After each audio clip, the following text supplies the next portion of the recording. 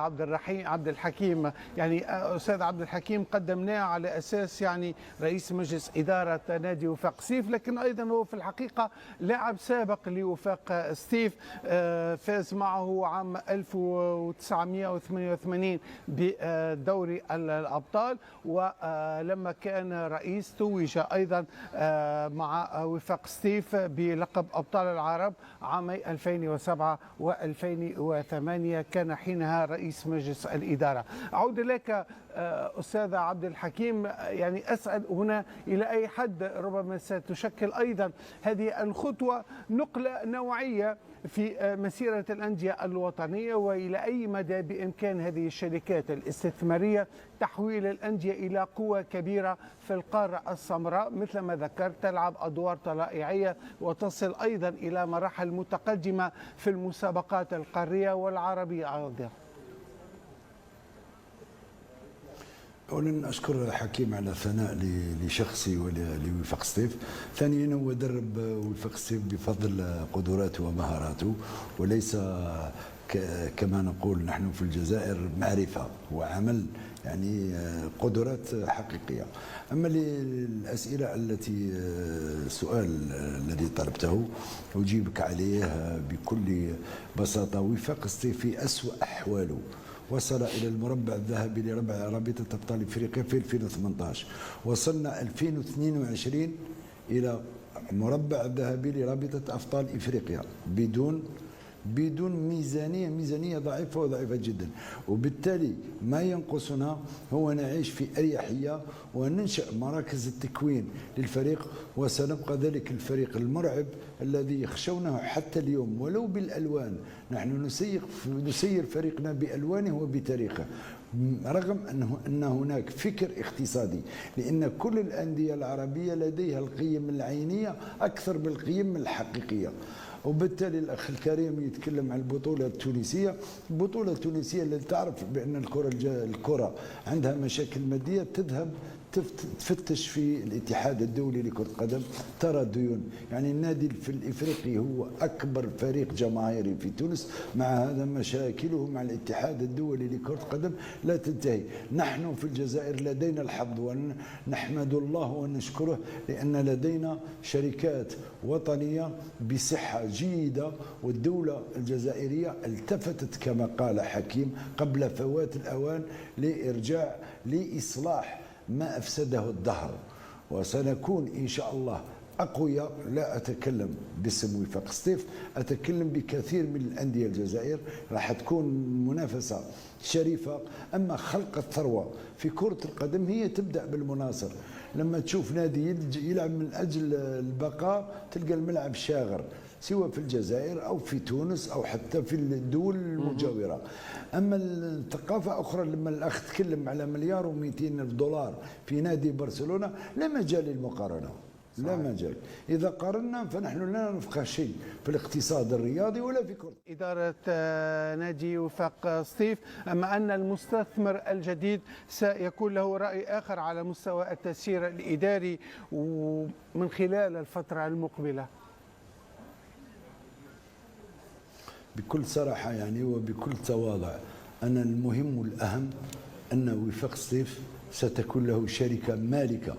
أما عبد الحكيم سرار إن كان أو إن لم يكن، فبدون شك الشركة إن ذهب عبد الحكيم سرار ستجد أفضل من عبد الحكيم سرار. إن بقى عبد الحكيم سرار فمرحبا. أما المشكل ليس في الشخص، والمشكل في المنظومة والفكر للشركة والتجانس مع النادي. هذه بكل صراحة. وإن خفنا يعني إن كانت المصلحة الخاصة تطغى على المصلحة العامة فأصبح أنا ليست لدي الشخصية الرياضية الذي يفكر في فوز بمباراة، وبالتالي لا يهم إن بقى سرار وإن لم يبقى.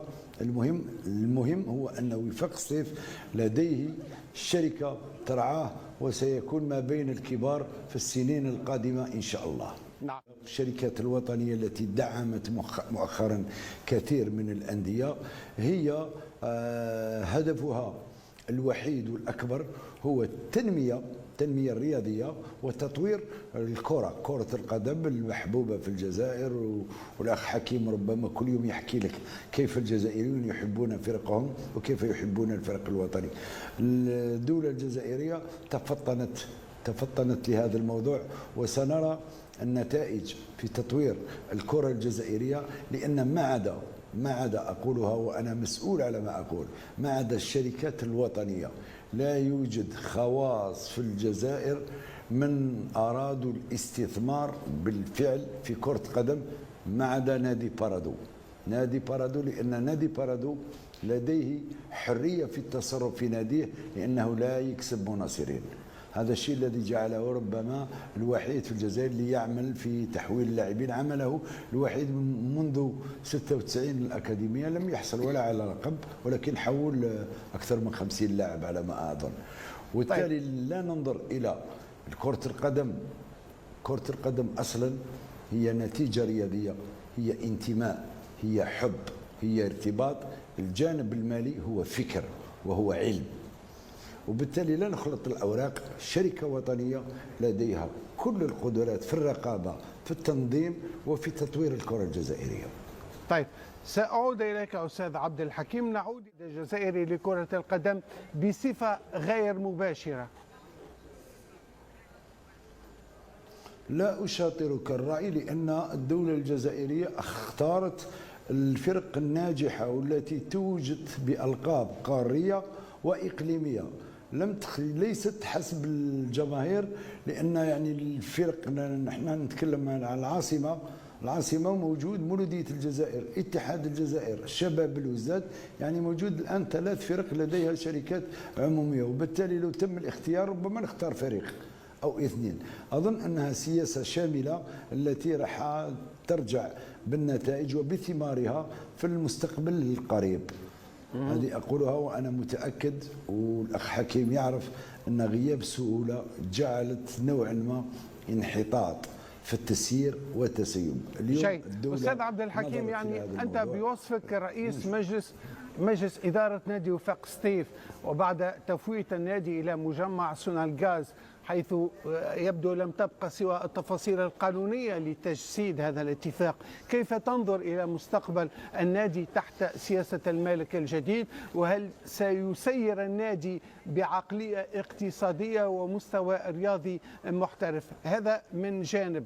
بالمقابل، وأنت تتحدث وأثرت نقطة هامة، انتقادات كبيرة تطال هذه السياسة الاستحواذية. هناك من اعتبر أن ما يحدث يمثل حالة عدم تكافؤ واضحة للفرص.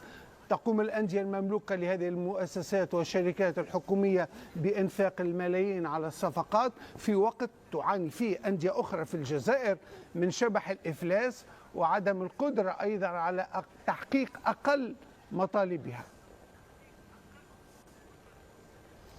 لأن دائما نستعمل كلمة تفطنت، لأن الآن من جملة 16 فريق لدينا حوالي 10 فرق لديها شركات وطنية، وهذا خلق توازن لتكون المنافسة شريفة بنفس الإمكانيات وبنفس القدرات.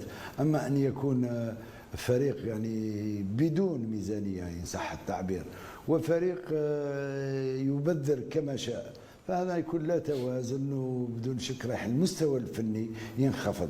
من الحياة الكروية في الجزائر كما قلت أنتم قبل قليل بأن الجزائر أرض لكرة القدم. نحن لدينا كثير من اللاعبين كرة قدم، ولكن كثير من الأندية لديها شركات وطنية، فلا بد إنشاء المراكز التكوين التي هي تجعل من هذا البلد الذي 70% من شبابه أقل من 30 سنة تصبح لدينا لاعبين ولاعبين ولاعبين. بالتالي لازم أموال الشركات الوطنية لابد أن تكون عليها رقابة وتصريفها بطريقة عقلانية وفكر رياضي واقتصادي متوازن. وأنا دائما أقول مقولة أن المستقيمان المتوازيان لا يلتقيان أبدا، ولكن في كرة القدم يلتقيان عند النتيجة، لأن الاقتصادي والرياضي يتماشان مع بعض في النهاية.